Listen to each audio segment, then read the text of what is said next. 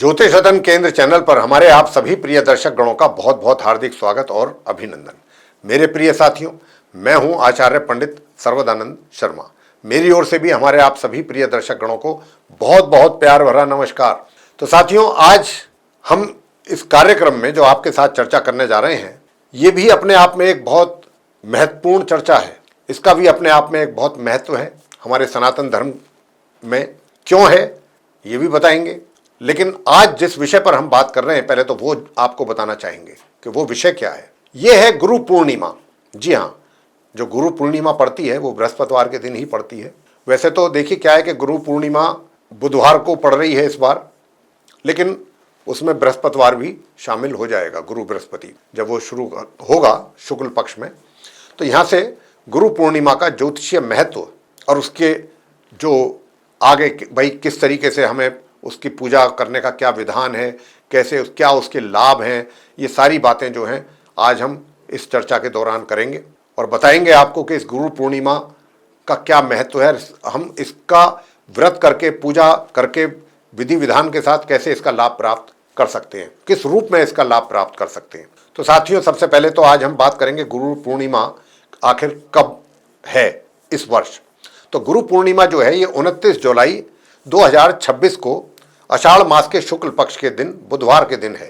मतलब आषाढ़ मास के शुक्ल पक्ष में बुधवार के दिन 29 जुलाई 2026 को गुरु पूर्णिमा मनाई जाएगी। और गुरु पूर्णिमा ऐसा नहीं है कि हमारे देश में ही मनाई जाती है, आसपास भी मनाई जाती है। नेपाल है और भी जो हमारे साथ लगे हुए कुछ ऐसे मुल्क हैं, छोटे मुल्क हैं, वहाँ पर भी गुरु पूर्णिमा का बहुत ज़्यादा महत्व है। तो साथियों, हिंदू पंचांग के अनुसार जो गुरु पूर्णिमा है वो आषाढ़ मास के शुक्ल पक्ष, जैसा मैंने बताया कि पूर्णिमा तिथि को आती है। इसे व्यास पूर्णिमा भी कहा जाता है। जी हाँ, इसको व्यास पूर्णिमा भी कहा जाता है। ज्योतिष शास्त्र के अनुसार इस समय चंद्रमा धनु राशि में स्थित है जब ये पूर्णिमा लगेगी। अभी भी और वैसे भी होते हैं, यानी कि ज्योतिष शास्त्र के अनुसार चंद्रमा जो है वो धनु राशि में स्थित होते हैं, जिसके स्वामी गुरु बृहस्पति हैं। जैसा मैंने अभी चर्चा के आरंभ में भी जिक्र किया था गुरु बृहस्पति का। साथ ही चंद्रमा पूर्वाषाढ़ा नक्षत्र में रहते हैं, जिसके स्वामी शुक्र हैं। ये तो रहा ज्योतिष शास्त्र के अनुसार जो बनता है योग। चंद्रमा को मन और हृदय का कारक माना गया है। साथियों, गुरु हमारे हृदय और मन के बीच संतुलन स्थापित करने वाले एक माध्यम है, जिससे व्यक्ति नैतिक, व्यवहारिक और संतुलित जीवन जीने में सक्षम होता है, सक्षम बनता है।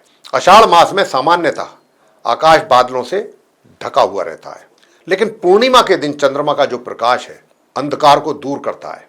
और इसी कारण इस दिन महर्षि वेद व्यास जी और शुकदेव जी की पूजा का विशेष महत्व माना गया है। ये तो हमने आपको ज्योतिषीय महत्व बताया गुरु पूर्णिमा का। अब गुरु पूर्णिमा का महत्व क्या है, इस पर बात करते हैं। गुरु शब्द संस्कृत भाषा से लिया गया है, जिसका अर्थ है अंधकार को दूर करने वाला। गुरु व्यक्ति के जीवन में प्रकाश स्तंभ की तरह होते हैं। वे अज्ञानता के अंधकार को दूर कर ज्ञान का प्रकाश फैलाते हैं।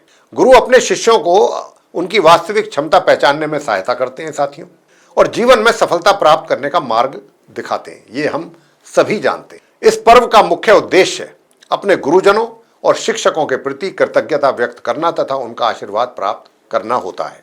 यह दिन योग, ध्यान और साधना के लिए भी बहुत शुभ माना गया है। गुरु पूर्णिमा साथियों महर्षि वेद व्यास जी को समर्पित है पूरी तरह से, जिन्होंने हमारे चारों वेदों का संकलन किया, अनेक पुराणों की उन्होंने रचना की, आधारशिला तक रखी और महाभारत जैसे महान ग्रंथ की रचना की।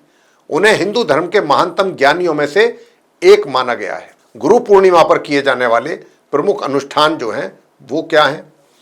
कई लोग इस दिन भगवान विष्णु जी की भी पूजा करते हैं और विष्णु सहस्त्र नाम का पाठ करते हैं। अनेक श्रद्धालु व्रत रखते हैं और नमक, अनाज, दाल तथा मांसाहारी भोजन का पूर्णतया त्याग करते हैं। कुछ लोग तो सिर्फ उपवास के समय पर फल और दही ही ग्रहण करते हैं, जबकि कुछ पूर्ण उपवास रखते हैं, पूरा उपवास कंप्लीट, कुछ नहीं ग्रहण करते। शाम को पूजा के बाद व्रत का पारणा किया जाता है साथियों। मंदिरों में विशेष पूजा अर्चना होती है इस दिन, गुरु पूर्णिमा के दिन, और आरती के बाद चरणामृत एवं प्रसाद वितरित किया जाता है। लोग अपने गुरु या गुरु जिनको भी वो अपना गुरु मानते हैं, या शिक्षक जिन्होंने उनको पढ़ाया है, जिन्होंने उनको ज्ञान दिया है, उनसे मिलकर उनका आशीर्वाद प्राप्त करते हैं और उनको अपनी ओर से कोई भी भेंट जो उनकी जिसके लिए मतलब जितना सक्षम होते हैं वो उसके अनुसार उनको भेंट भी करते हैं कुछ ना कुछ। इस दिन सफेद या पीले रंग के वस्त्र पहनना शुभ माना गया है। घरों में पकवान के तौर पे पूरी, छोले, हलवा, लड्डू, खिचड़ी इत्यादि व्यंजन भी तैयार किए जाते हैं गृहिणियों के द्वारा। बौद्ध धर्म के अनुयायी इस दिन उपोसत नामक विशेष आयोजन करते हैं, उपोसत नामक।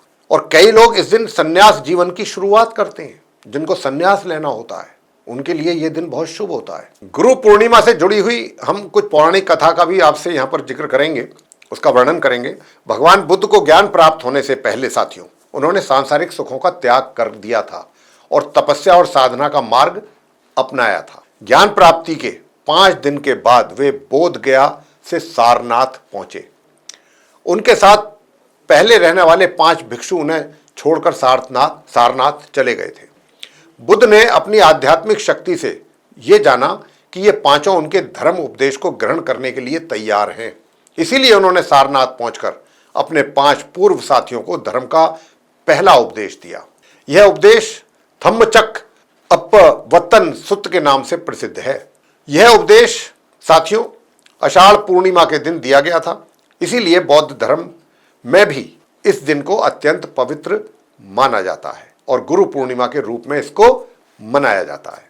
कुल मिलाकर के निष्कर्ष क्या है, वो ये है गुरु पूर्णिमा के विषय में कि गुरु पूर्णिमा केवल एक धार्मिक पर्व नहीं है, बल्कि उन सभी गुरुओं और शिक्षकों और मार्गदर्शकों के प्रति सम्मान व्यक्त करने का भी एक अच्छा अवसर है जिन्होंने हमारे जीवन को दिशा दी है।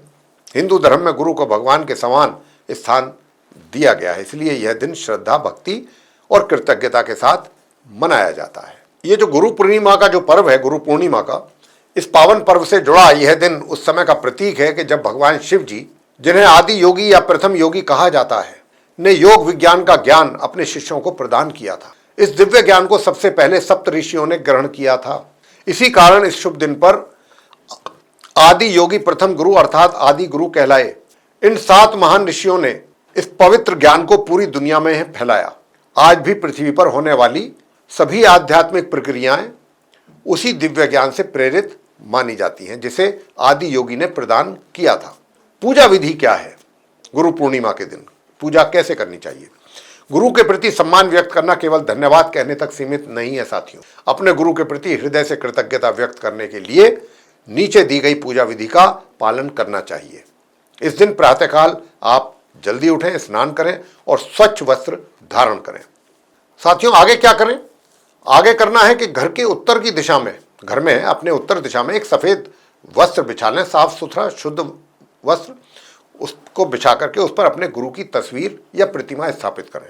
और भगवान श्री ब्रह्मा जी, विष्णु जी और महेश को सर्वोच्च गुरु माना जाता है, इसीलिए उनके प्रति भी श्रद्धा व्यक्त आपको करनी चाहिए और उनसे आशीर्वाद लेना चाहिए। देवताओं को पुष्प एवं मालाएं अर्पित करें।